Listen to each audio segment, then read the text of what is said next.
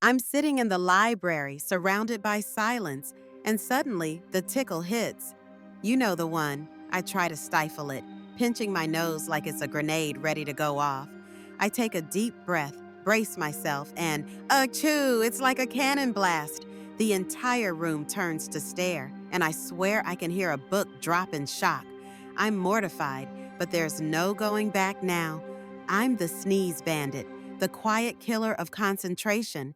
I can practically feel the librarian's glare piercing through me. All I wanted was to be discreet, but instead I've become the main event. Just my luck.